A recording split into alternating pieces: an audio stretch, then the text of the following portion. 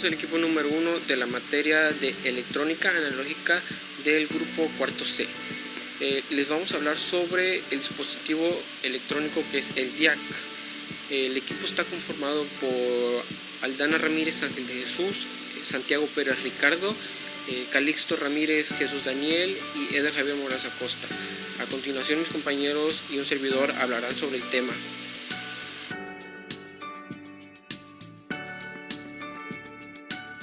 Normas de seguridad. Antes de entrar al laboratorio debemos de cumplir con las siguientes normas.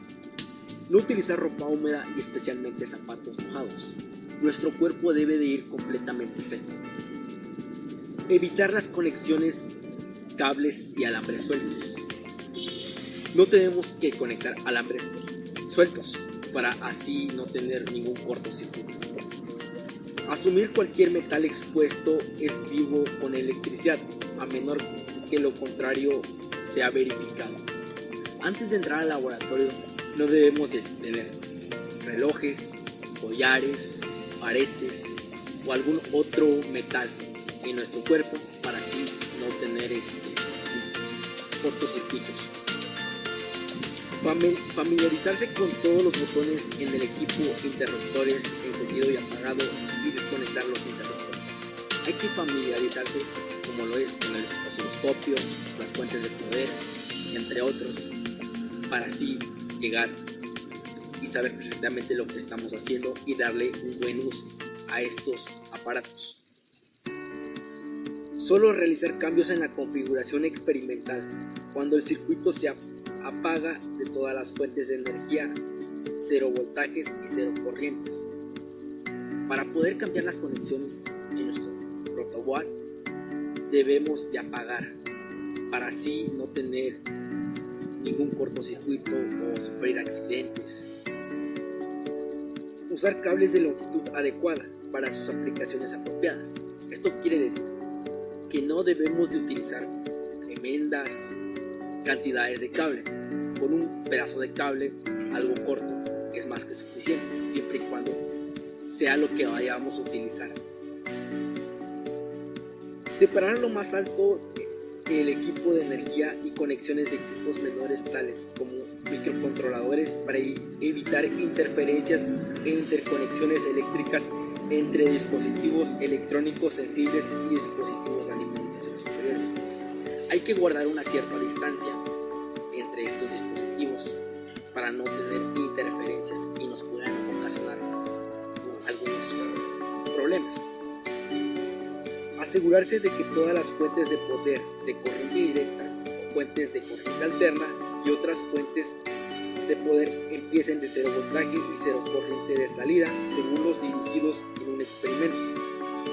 Hay que asegurarse que para conectar algo todo el tiempo en la fuente de poder debe de permanecer en 0 en la pantalla antes de hacer nuestras conexiones para así no tener algún tipo de percance. Apagar todos los equipos antes de salir del laboratorio una vez que concluye el experimento. Hay que apagar y dejar ordenado todos los equipos para así no tener problemas así con el internet. Buenas tardes, mi nombre es Ricardo Santiago Pérez. Como anteriormente mi compañero les explicó, vamos a hablarle acerca de la optoelectrónica y dispositivos de potencia, enfocándonos especialmente en lo que son características, funcionamiento, aplicaciones y entre otras, referente al diodo de corriente alterna o por sus siglas en inglés, DIAC. A continuación les daré una pequeña y breve información acerca de lo que es la optoelectrónica.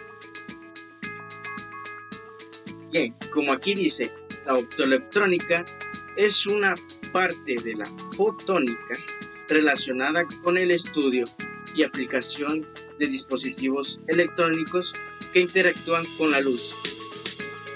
Esto quiere decir que son sistemas que los electrones y fotones coexisten. La optoelectrónica también nos permite generar, transportar y manipular datos a muy alta velocidad. Estos dispositivos optoelectrónicos operan como transductores eléctrico-ópticos o óptico-eléctricos. ¿Qué es un transductor? Un transductor es un dispositivo capaz de transformar o convertir una determinada manifestación de energía de entrada en otra diferente a la salida.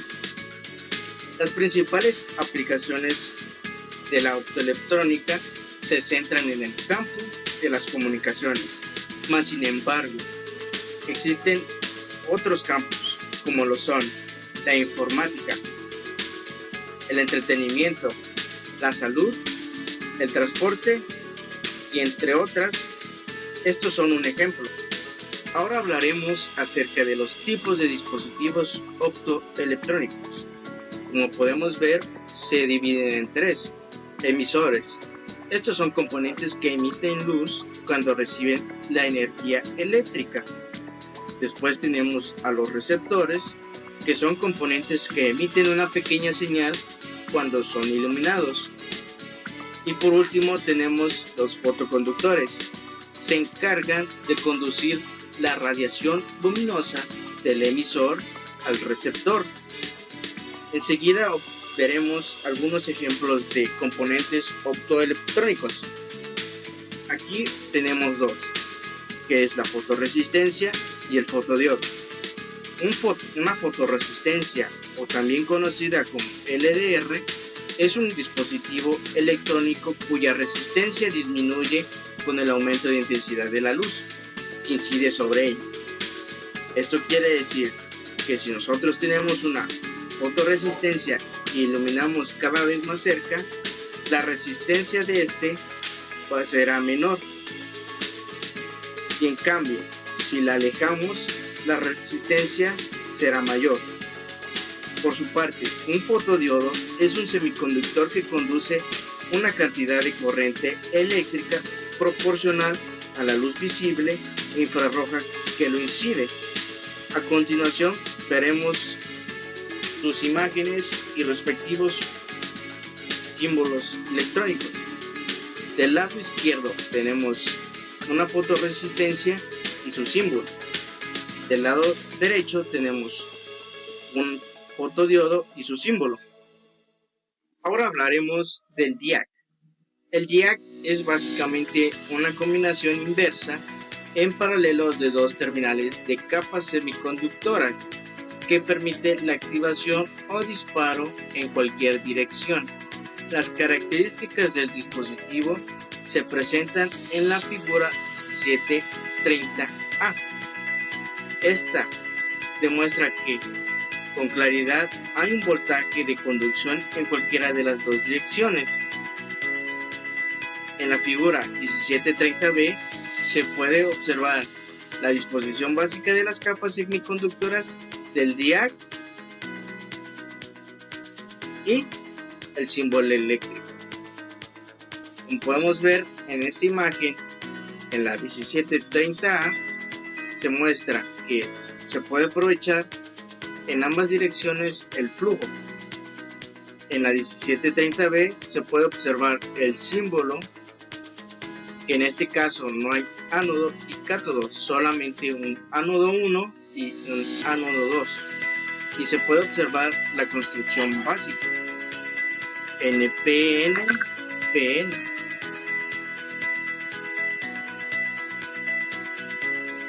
A continuación explicaremos las características.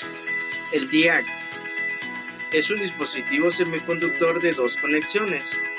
Es un diodo bidireccional disparable que conduce la corriente solo tras haberse superado su tensión de disparo. Y mientras la corriente circulante no sea inferior al valor crítico para este dispositivo, el comportamiento es fundamentalmente el mismo para ambas direcciones de la corriente. Los DIAC son una clase de tiristor y se usan normalmente para disparar los TRIAC. Estas son otra clase de tiristor. A continuación podemos observar la equivalencia del DIAC, que nos muestra que son diodos conectados entre sí.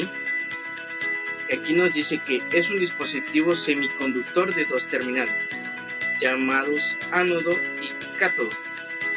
Actúa como interruptor bidireccional, el cual se activa cuando el voltaje entre sus terminales alcanza el voltaje de ruptura.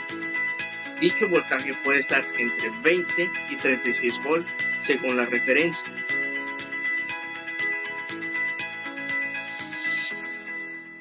Bueno, mi nombre es Eder Javier Morales Acosta, soy del grupo cuarto C de la carrera de electromecánica. Les hablaré sobre las aplicaciones del DIAC. Bueno, normalmente se emplea en circuitos que realizan un control de fase de la corriente del triac, de forma que solo se aplica tensión a la carga durante una fracción de semiciclo de la alterna. Bueno, estos sistemas suelen utilizarse para el control de iluminación con intensidad variable, la calefacción eléctrica con regulación de temperatura y en algunas veces en controles de velocidad de motores. La forma más simple de utilizar estos controles es empleando un circuito en el que la resistencia variable carga el condensador hasta que alcanza la tensión de disparo del DIAC. Bueno, esto nos dice que se necesita tener una cierta cantidad de tensión almacenada para poder hacer funcionar a este elemento. Lo que causa a través de la descarga del capacitor cuya corriente alcanza la puerta del triac y lo ponen en conducción. Una vez ya disparado el DIAC, lo que va a hacer es que va a poner en conducción al triac por toda esa tensión almacenada que mandó el DIAC. Bueno, este mecanismo se produce una vez en el semiciclo positivo y otra en el semiciclo negativo. El momento de disparo puede ser ajustado con el valor de la resistencia. Dependiendo de qué valor de la resistencia tengamos, va a ser dependiendo el tiempo en el que nosotros queramos tener. Como consecuencia el tiempo de conducción del triac y por lo tanto el valor de la tensión media aplicada a la carga, obteniéndose un simple pero eficaz control de potencia.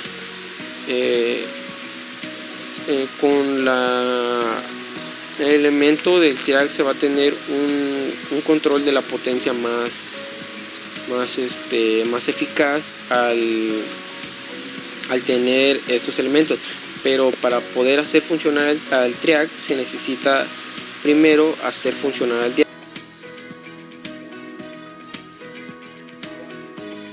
Electrónica de potencia. Hoy en día hay mayor demanda en el área tecnológica, principalmente en la industria. La electrónica de potencia se basa en la conversión de energía eléctrica en otro tipo de energía. Un claro ejemplo de esto puede ser en las máquinas que transforman la energía eléctrica en energía mecánica. La electrónica de potencia puede utilizar dos procedimientos. Puede ser procedimiento electromecánico o procedimientos electrónicos. Para los procedimientos electromecánicos tenemos como pueden ser reles o contractores, etc. Estos pueden ser voluminosos, su tiempo de vida es limitado. Al tener elementos móviles generan un arco eléctrico que se produce durante la conmutación. Por este lado, en los procedimientos electrónicos tenemos que tienen menor robustez a la electricidad. Al disponer menor capacidad de soportar altas corrientes, mayor coste para sus aplicaciones, tenemos que tener un gran recurso para poder aplicarlos. Mayor flexibilidad y mayor posibilidades de control, mayor estabilidad y pueden ser mucho más rápidos que los procedimientos electromecánicos. Se le puede dar menor mantenimiento y otra característica muy importante, que no produce arco eléctrico. Bueno, Yo soy alumno Abel Jesús Aldana Ramírez del grupo cuarto C de electromecánica. Hoy me toca hablar sobre los problemas de electrónica de potencia, en este caso del DIAC. Como sabemos que el DIAC es un dispositivo un poco más sencillo que los demás, no es tan complejo, sus cálculos al igual son un poco más sencillos. A continuación les presentaré un ejercicio sobre los DIACs.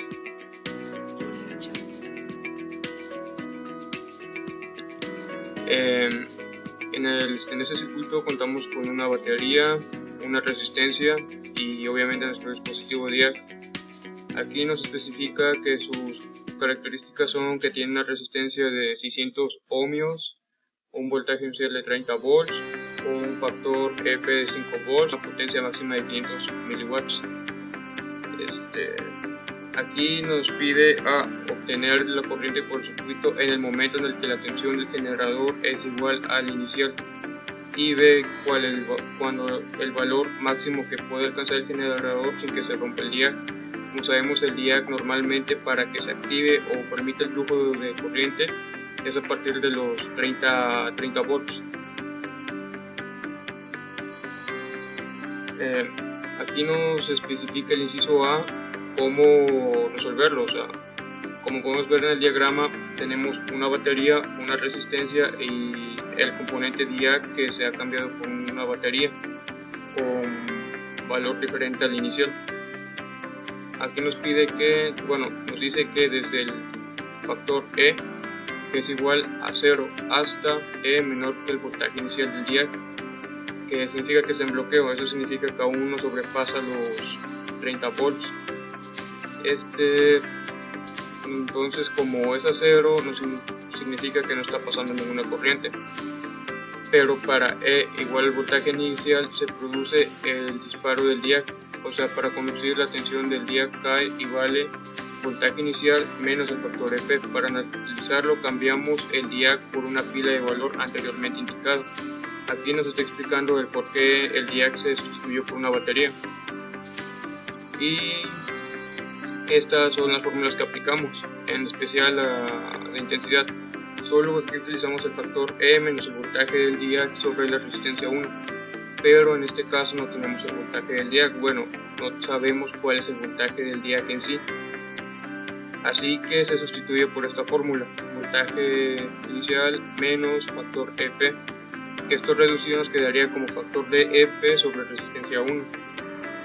El siguiente paso sería la intensidad, que sería igual a 5 volts sobre 600 ohmios, eso ya sustituyendo los valores y aplicando la fórmula. Esto nos quedaría con un valor de 0.0083 amperes, que si lo queremos pasar a mili sería 8.33 miliamperes. En el inciso B se pide la energía máxima. Esta se da en el caso extremo en el que el DIAC esté sobrepasando la potencia máxima, o sea, la intensidad máxima. En este caso podría decirse que el DIAC está, en un punto límite donde el DIAC ya no soporta más energía, o sea, más voltaje. Y pues obviamente eso afectaría a nuestro circuito eléctrico.